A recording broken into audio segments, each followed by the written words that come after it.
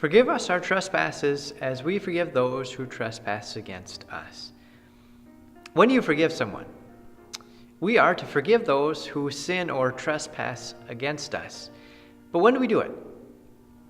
Well, they sin and then they say, "I'm sorry," and then we forgive them, right? Well, that's not the way Jesus forgives. We see in Luke's gospel that as Jesus is being crucified, this is what happens. When they came to the place called the Skull, they crucified him there with the criminals, one on his right and the other on his left. Jesus said, "Father, forgive them, for they do not know what they are doing."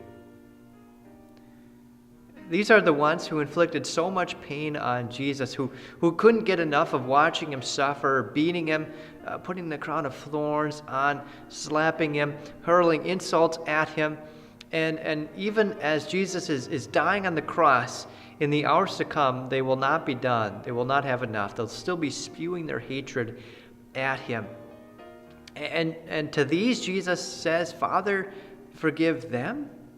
It's just unthinkable. Isn't this in the wrong order? Shouldn't Jesus wait until they say that they're sorry first?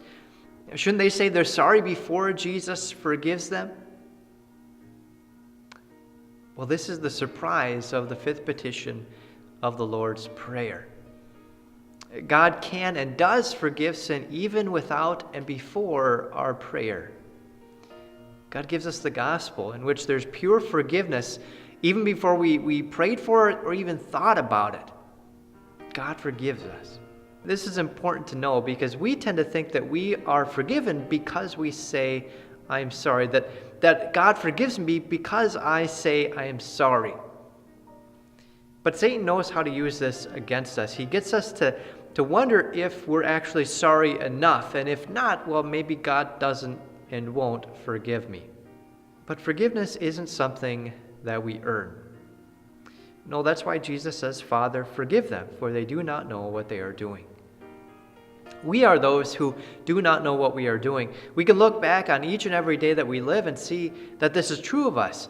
We've not done the good that we wanted to do, and we've done the evil that we didn't want to do. We were God's enemies. But Jesus says, "I have called you friends." That's why God sent his son Jesus to say on the cross, "Father, forgive them, for they do not know what they are doing."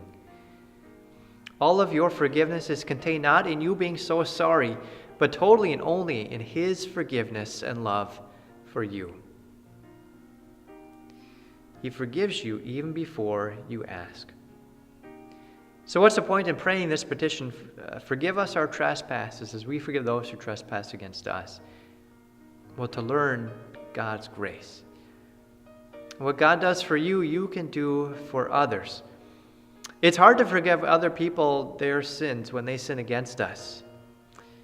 But you can begin by going to God in prayer, asking for help to forgive. And God will give it to you. He gives you everything by grace.